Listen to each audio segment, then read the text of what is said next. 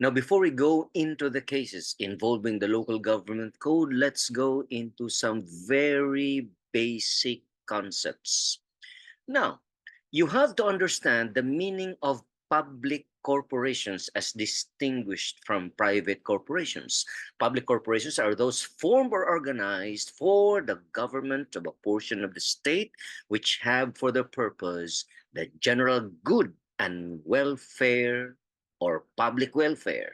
In contrast, private corporations are those formed for some private purpose, benefit, aim, or end as distinguished from public corporations which have for their purpose the general good and public welfare. So, the main difference, general good and public welfare, which is the main purpose in the creation of public corporations. Now, let's see if you get it. How do you differentiate public corporation from private corporation? Give it a try. Now, check if your answer is similar. The patent difference is that public corporations are established for the general good and public welfare, whereas private corporations are those formed for some private purpose, benefit, aim, or end. Did you get it? If you got it, congratulations. Now, let us move on. What are the kinds of public corporations? We have the so-called quasi-public corporations.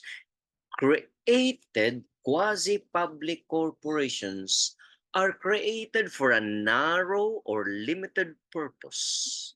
It is a private corporation, but created pursuant to the corporation code that renders public service or to supply public want.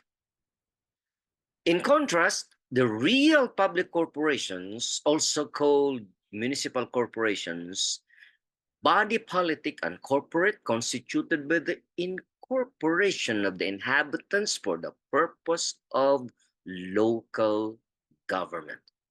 So,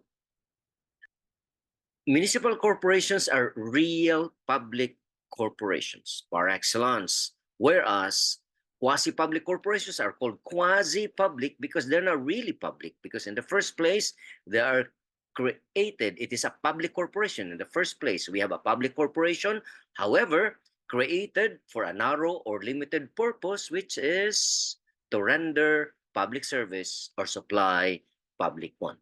Now, let's see if you can answer the following question. On the basis of the foregoing definition, can you cite examples of quasi-corporations? Take note that quasi-corporations are, in the first place, private corporations, but they are created in order to address public want. Can you answer that? Now, check this out. Check if your answer is similar. Examples of quasi-corporations are railroad, warehouse, telegraph, telephone, and transportation companies. Now, it must be stressed that the quasi-public corporation is a species of private corporations. However, the qualifying factor is the type of service the former renders to the public.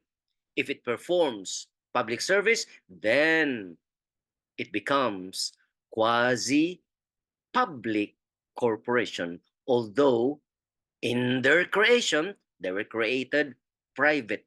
They become quasi-public corporation because they perform public service. Did you get that? Now, if you didn't get it, you can review this video. Now, let's proceed. LGU, or local government unit, is a municipal corporation. Now, a local government unit is a public office, a public corporation, and is a class of municipal corporation proper. So if you're asked to give an example of a municipal corporation, Don't think about any other entity. Think about local government unit. LGU as a municipal corporation is not just a municipal corporation in the narrow sense of being a juridical entity. Why? Aside from being a juridical entity, it is also political. It is also territorial because it is a territorial subdivision of the state. As a political subdivision, it is an agent of the national government. Therefore, it can perform governmental functions. As a territorial subdivision, it is a locality, a jurisdiction, and it has reference to Section 1 of Article 10 of the 1987 Constitution. Well, check this question. What do you exactly mean by juridical entity? We asked this because we said in the earlier slide, an LGU is not just a municipal corporation in the narrow sense of being a juridical entity. You have to understand that term. So, juridical entity is a non-human legal entity. Before the law, it is a personality, but it is not human, but it acquires personality. In the case of LGU as a juridical entity, it means that the LGU is a person in the eyes of the law, but it is not human. It has a personality of its own. It has a legal personality, and that's the meaning of juridical entity. Well, not all juridical entities are political. Not all have territories. An LGU is both political and a territorial entity. Now, distinguish it from GOCC.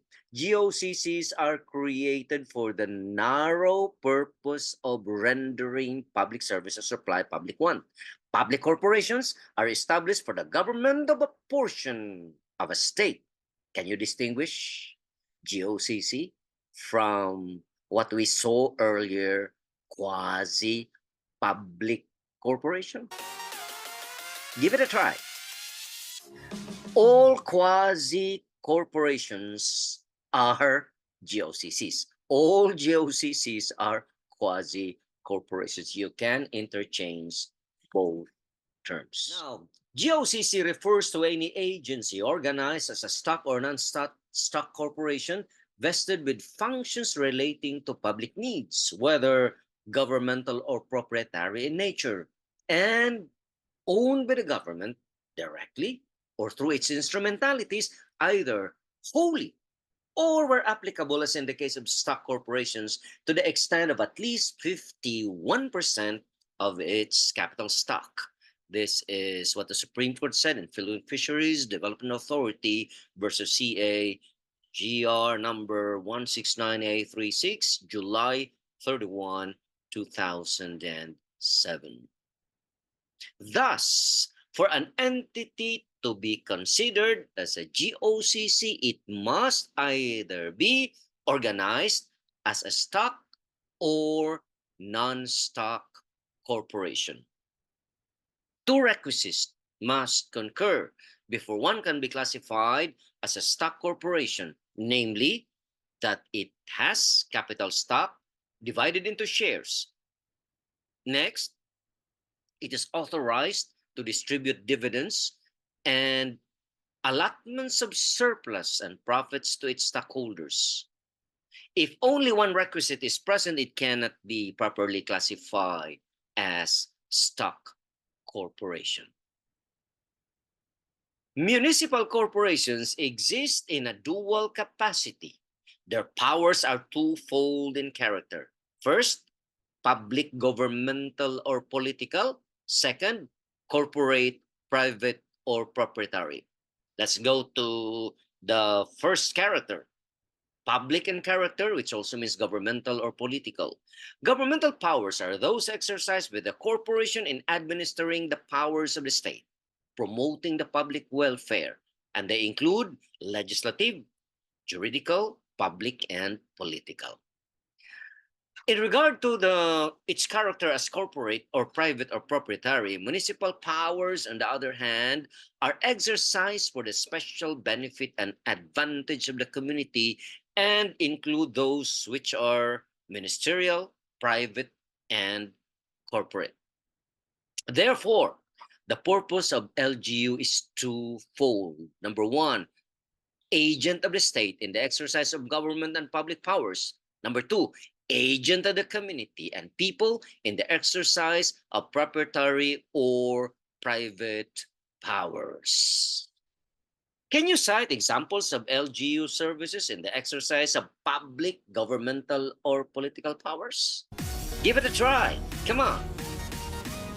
Did you get it? Now, check if your answer is similar to this. Examples are delivery of sand for a municipal road, local legislation, control over police, abatement of nuisance. Did you get that? If you didn't get it, you can review this video. Now let's proceed. Can you cite examples of LGU services in the exercise of corporate, private, or proprietary or municipal powers? Come on, give it a try. Okay, you got some? Now, check if your answer is similar to this. Examples are operations of public cemeteries, waterworks, ferries, and markets. I hope you learned something. Thank you for watching.